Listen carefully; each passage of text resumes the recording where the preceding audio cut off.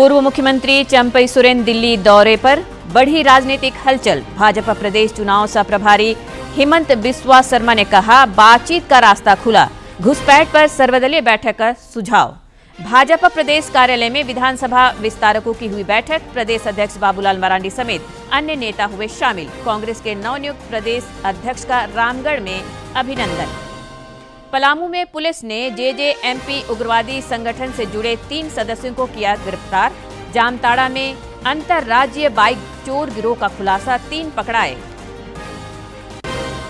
और झारखंड समेत देश भर में श्री कृष्ण जन्माष्टमी को लेकर हर्षोल्लास का माहौल। मंदिरों में भक्तों का तांता, गोपाल रूप सज्जा और दही हांडी प्रतियोगिता आयोजित।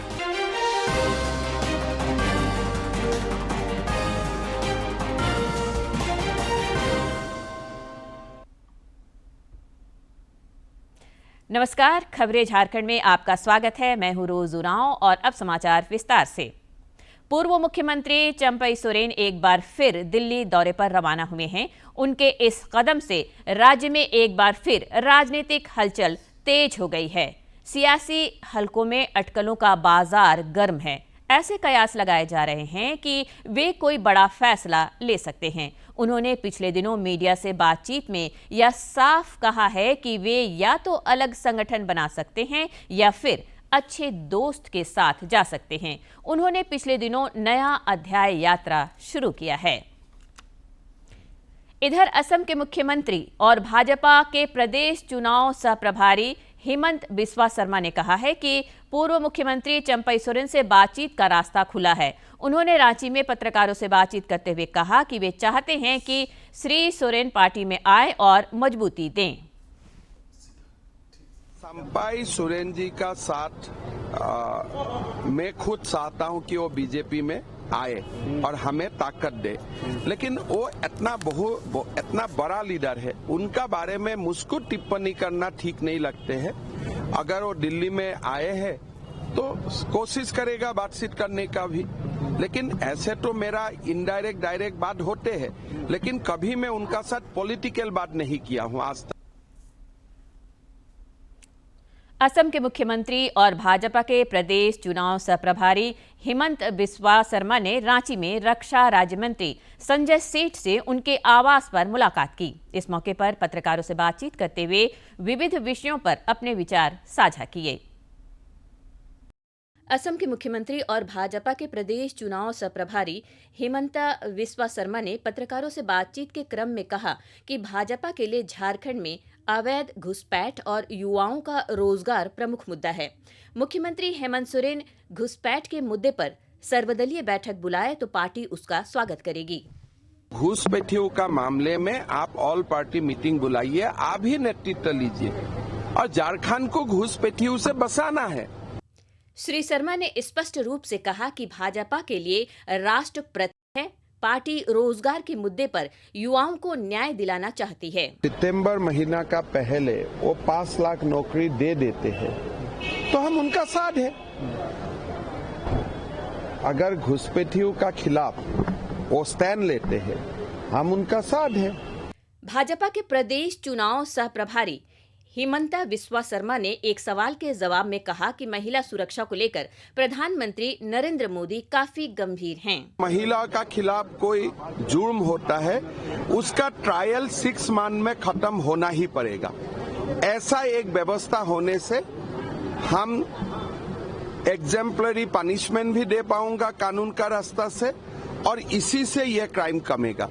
श्री शर्मा ने कास्ट सेंसस और केंद्रीय मंत्रिमंडल द्वारा हाल में मंजूर किए गए यूपीएस पर भी अपनी राय रखी। डीडी झारखंड के लिए ब्यूरो की रिपोर्ट। झामुमो के केंद्रीय महासचिव सुप्रियो भट्टाचार्य ने आज रांची में प्रेस वार्ता आयोजित कर विभिन्न समसामयिक विषयों की चर्चा की। इस दौरान उन्होंने विभिन्न राज्यों में प्रस्तावित विधानसभा चुनाव का जिक्र किया।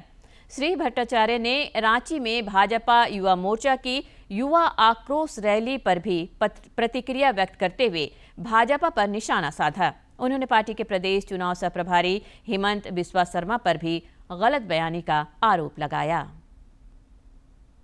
भाजपा प्रदेश अध्यक्ष एवं पूर्व मुख्यमंत्री बाबूलाल मरांडी ने आज राजभवन में राज्यपाल संतोष कुमार गंगवार से मुलाकात की। इस दौरान श्री मरांडी ने कोल्हान विश्वविद्यालय के लिए जेपीएससी चयनित प्राध्यापकों की नियुक्ति प्रक्रिया शीघ्र पूरी करने का आग्रह करते हुए उन्हें एक ज्ञापन भी सौंपा। कांग्रेस के नवनियुक्त प्रदेश अध्यक्ष केशव महतो कमलेश आज रामगढ़ पहुंचे, जहां उनका स्वागत और अभिनंदन हुआ। इस दौरान स्वास्थ्य मंत्री बन्ना गुप्ता समेत बड़ी संख्या में कार्यकर्ता उपस्थित थे। श्री महतो ने कहा कि गठबंधन के सभी दल एकजुट हैं। वहीं स्वास्थ्य मंत्री ने विकास और जन कल्याण की प्रतिबद्धता दोहराई। श्री महतो ने आज हजारीबाग में भी जिला कांग्रेस कमेटी के पदाधिकारियों और कार्यकर्ताओं के साथ मुलाकात की।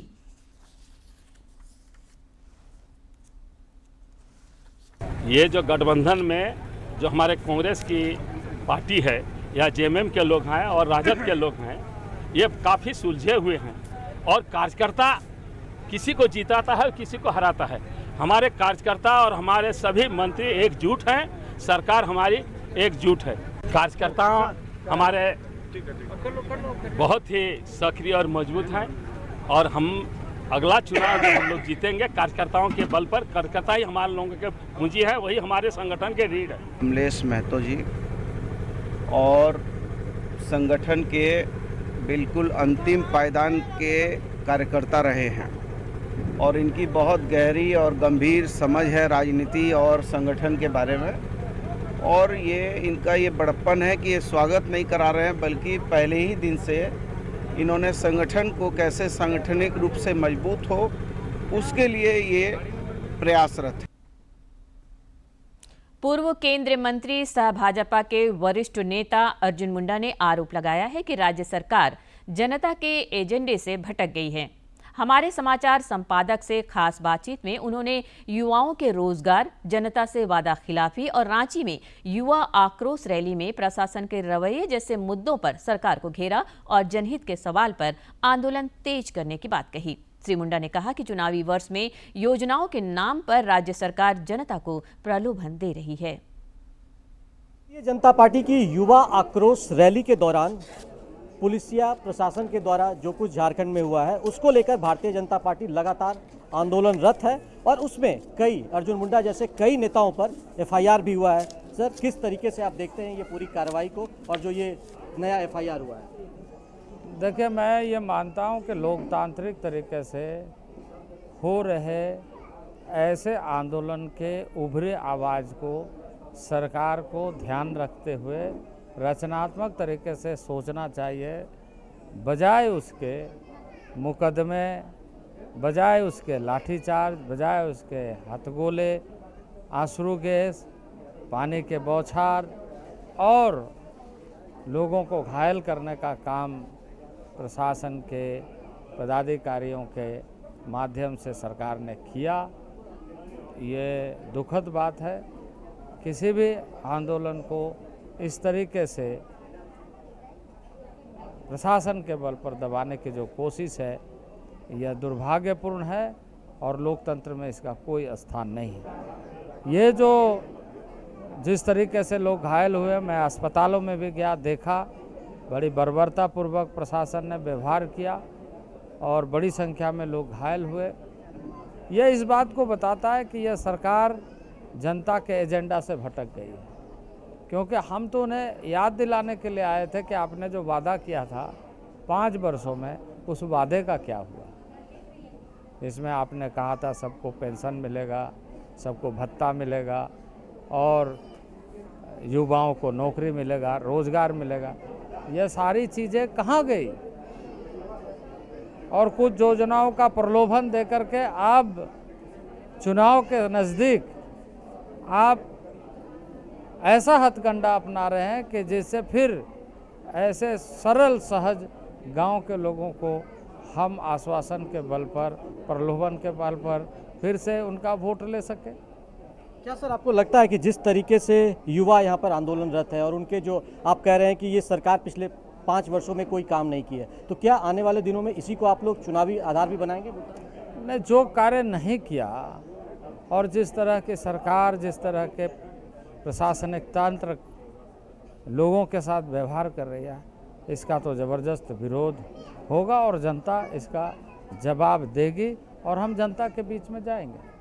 तो जनता के बीच में जाएंगे और जिस तरीके से सरकार ने पिछले 5 वर्षों में कोई भी वादे पूरे नहीं किए हैं, उसको लेकर एक तरीके से बीजेपी लगातार सत्तारूढ़ गठबंधन पर यहां हमलावर है। अपने सहयोगी विकास के साथ मैं दिवाकर कुमार, दूरदर्शन समाचार, रांची। केंद्रीय कैबिनेट द्वारा मंजूर यूनिफाइड पेंशन स्कीम यूपीएस की हर तरफ केंद्रीय कर्मचारियों द्वारा प्रशंसा की जा रही है। धनबाद रेल मंडल के डीआरएम कमल किशोर सिन्हा ने आज प्रेस वार्ता आयोजित कर यूपीएस की विशेषताएं बताई। इस मौके पर ECRKU के प्रतिनिधि भी मौजूद थे।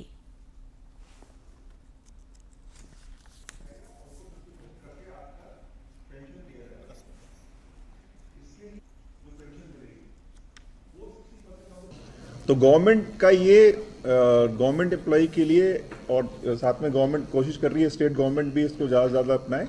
एक मेजर कंपनसेशन इम्प्रूवमेंट है मोटिवेशन के लिए, वर्क क्वालिटी इम्प्रूव करने के लिए, जिसमें एफिशिएंसी इम्प्रूवमेंट के साथ में कंट्री का डेवलपमेंट कनेक्टेड है। उसके लिए पहले एम्प्लॉय को 10% देना होता था, गवर्नमेंट 10% देती थी।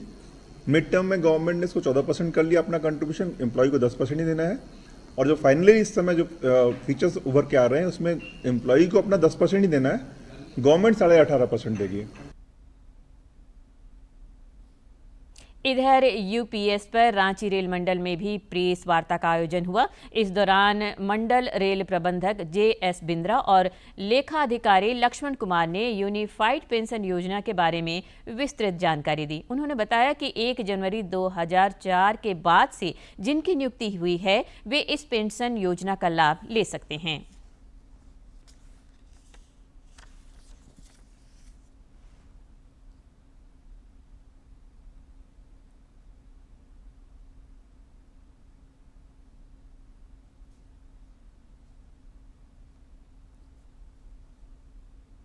अब एक ये नई यूनिफाइड पेंशन स्कीम लाई गई है, जिसकी की अनाउंसमेंट कैबिनेट मंजूरी के बाद 2 दिन पहले की गई।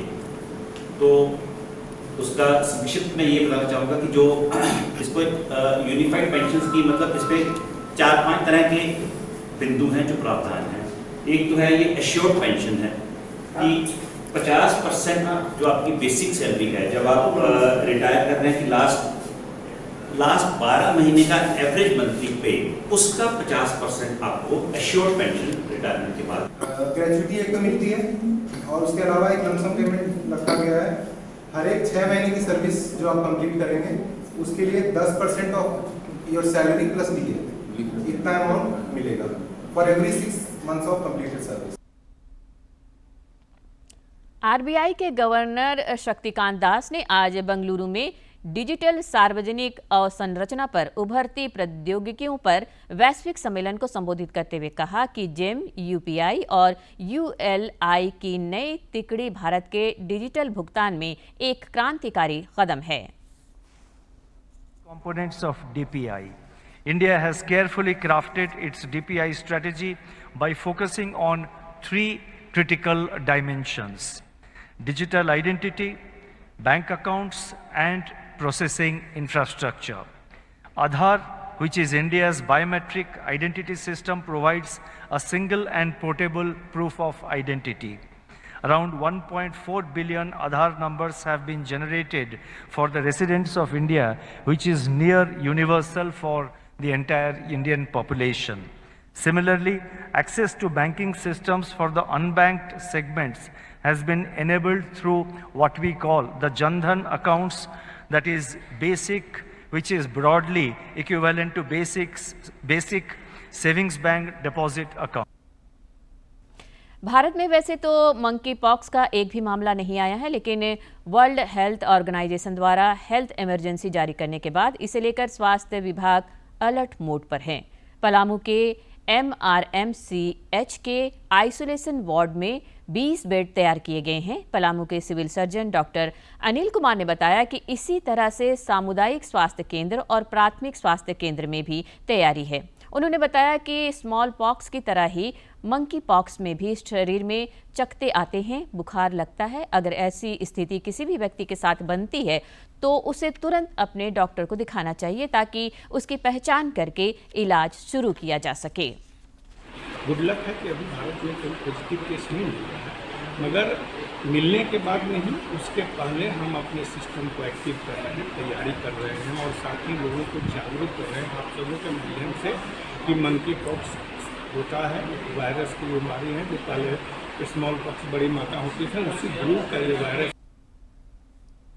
जमीन घोटाला मामले में ईडी का अनुसंधान फिर तेज हो गया है। ईडी के सम्मन पर रांची के लेक व्यू अस्पताल के संचालक बबलू खान हीनू स्थित ईडी के क्षेत्रीय कार्यालय पहुंचे, जहां उनसे पूछताछ हुई। जामताड़ा में पुलिस ने अंतर्राज्यीय बाइक चोर गिरोह का खुलासा करते हुए इसके 3 सदस्यों को गिरफ्तार किया है। पुलिस उपाधीक्षक मनोज कुमार महतो ने बताया कि इनके पास से चोरी के 4 बाइक और 6 मोबाइल बरामद किए गए हैं। ये लोग बाइक चोरी कर उसे निकटवर्ती राज्य पश्चिम बंगाल के विभिन्न शहरों में बेचा करते थे। वहीं बंगाल से चोरी की गई बाइक को झारखंड में खपाया जाता था।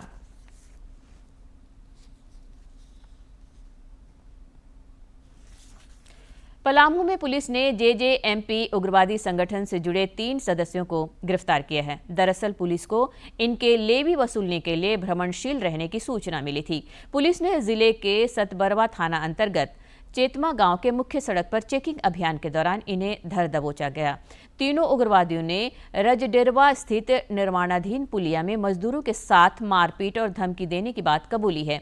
इनके पास से पुलिस ने 1 राइफल, 1 देसी कट्टा, 6 कारतूस, 3 मोबाइल और 1 मोटरसाइकिल बरामद की है। इधर गढ़वा में पुलिस ने 1 अपराधी को गिरफ्तार किया है। देवघर में आयोजित राजकीय श्रावणी मेला में इस बार रिकॉर्ड संख्या में भक्तों ने बाबा का जलाभिषेक किया।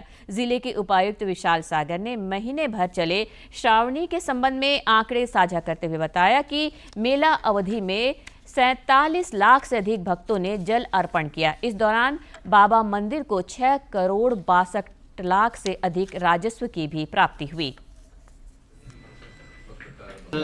हमारे बाबा मंदिर को जो कुल आय प्राप्त हुई है श्रावण माह के दौरान, वो 6 करोड़ 62 लाख की आय प्राप्त हुई है। इसमें मुख्यतः जो आय है वो है शीघ्र दर्शन कूपन के माध्यम से। ये करीबन हमारे यहाँ पे 4 करोड़ 98 लाख रुपए की आय शीघ्र दर्शन कूपन से बाबा मंदिर को प्राप्त हुई है। इसके अलावा जो बड़ी हमारे दान कोष हैं उधर से भी आय आई है। इसके साथ साथ मैं सभी देवघर वासियों को और जो हमारे विभिन्न नॉन गवर्नमेंटल ऑर्गेनाइजेशंस हैं, सामाजिक एजेंसीज़ हैं, मेरे मीडिया के साथी हैं, वॉलंटियर्स हैं और भी जो समाज सेविकाएँ हैं, समाज सेवी हैं, उन लोगों को मैं सबको धन्यवाद देता हूं कि उन्होंने श्रद्धालुओं की बहुत सेवा की और सफलतापूर्वक श्रावणी मेला के आयोजन में जिला प्रशासन और राज्य सरकार। झारखंड समेत देश भर में आज श्री कृष्ण जन्माष्टमी को लेकर हर्षोल्लास का माहौल है। सुबह से मंदिरों में भक्तों का तांता लगा हुआ है। भगवान श्री कृष्ण के जन्मोत्सव को लेकर राज्य में भी उत्साह का माहौल है। राज्य में आज कई स्थानों पर बाल गोपाल रूप सज्जा और दही हांडी प्रतियोगिता का भी आयोजन हो रहा है। कन्हैया की नगरी मथुरा में भी खास और आम पूजा में लीन है। भूतपूर्व तैयारियां की गई। श्री कृष्ण जन्मभूमि पर महिला भक्तों ने नृत्य कर खुशी मनाई। आज तड़के श्री कृष्ण जन्मभूमि मंदिर के पर्दे खोले गए और सबसे पहले भगवान की आरती की गई। वहीं दिल्ली में भी श्री कृष्ण जन्माष्टमी की धूम है। श्री लक्ष्मी नारायण मंदिर में दर्शन के लिए भक्तों की भीड़ उमड़ पड़ी। ईस्ट ऑफ कैलाश के इस्कॉन टेम्पल में बड़ी तादाद में श्रद्धालु एकत्र हुए हैं। भगवान के दर्शन के लिए पर्दे खोल दिए गए हैं। साथ ही हीरों की नगरी पन्ना के जुगल किशोर मंदिर को रंग बिरंगी रोशनियों से सजाया गया है। उत्तर प्रदेश के नोएडा के इस्कॉन टेम्पल में लोग बांके बिहारी की पूजा कर रहे हैं और मुंबई के चौपाटी स्थित इस्कॉन टेम्पल में भी भगवान श्री कृष्ण के दर्शन के लिए भक्तों की भीड़ उमड़ पड़ी है।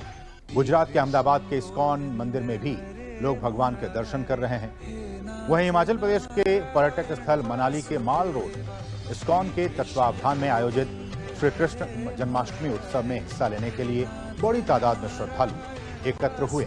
मथुरा में तो चाहे भक्ति रस कहिए, आस्था का रस कहिए, हर रस यहाँ पर अलग ही रूप में दिखाई दे रहा है। श्री कृष्ण जिन्हें कि विष्णु का भगवान का 8वां अवतार भी कहते हैं, 16,000 कलाओं से भी सुसज्जित है वो, और उनकी अद्वितीय व्यक्तित्व और दिव्यता ने हमारे विश्व में सबसे पूजनीय उनको कर दिया है। और जैसा कि अभी आपने भी कहा कि भगवान कृष्ण ने उपदेश दिए हैं, चाहे वो जीवन जीने को लेकर के कहें या श्री कृष्ण की गीता के उपदेश के माध्यम से कर्म योग, भक्ति योग और ज्ञान योग पाठ का पढ़ा। और अब देखते हैं फटाफट अंदाज में जिलों की खबरें।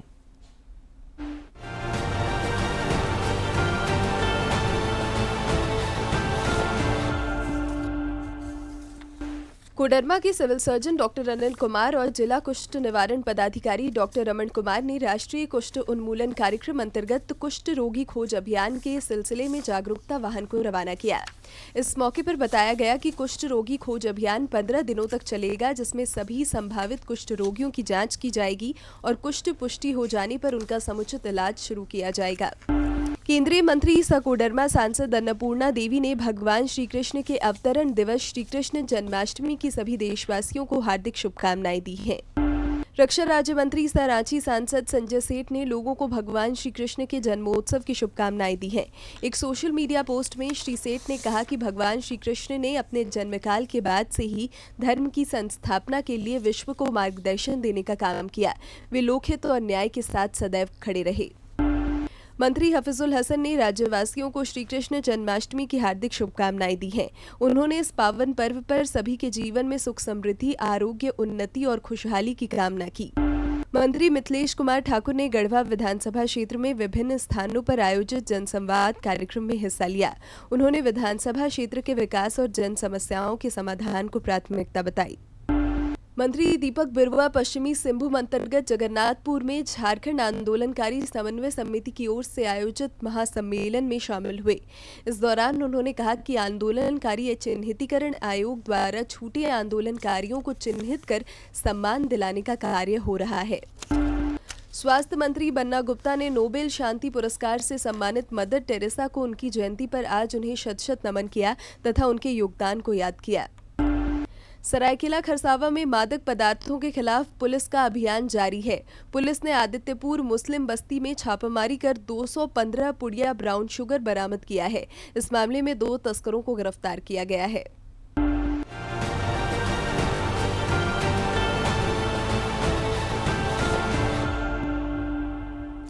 अंत में मुख्य समाचार एक बार फिर।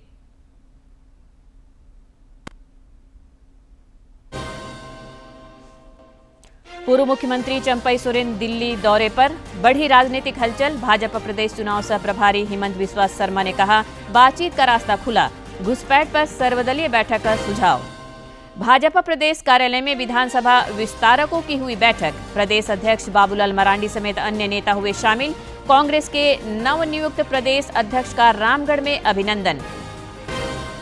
पलामू में पुलिस ने जेजेएमपी उग्रवादी संगठन से जुड़े 3 सदस्यों को किया गिरफ्तार। जामताड़ा में अंतर्राज्यीय बाइक चोर गिरोह का खुलासा, 3 पकड़ाए। और झारखंड समेत देश भर में श्री कृष्ण जन्माष्टमी को लेकर हर्षोल्लास का माहौल। मंदिरों में भक्तों का तांता। गोपाल रूप सज्जा और दही हांडी प्रतियोगिता आयोजित।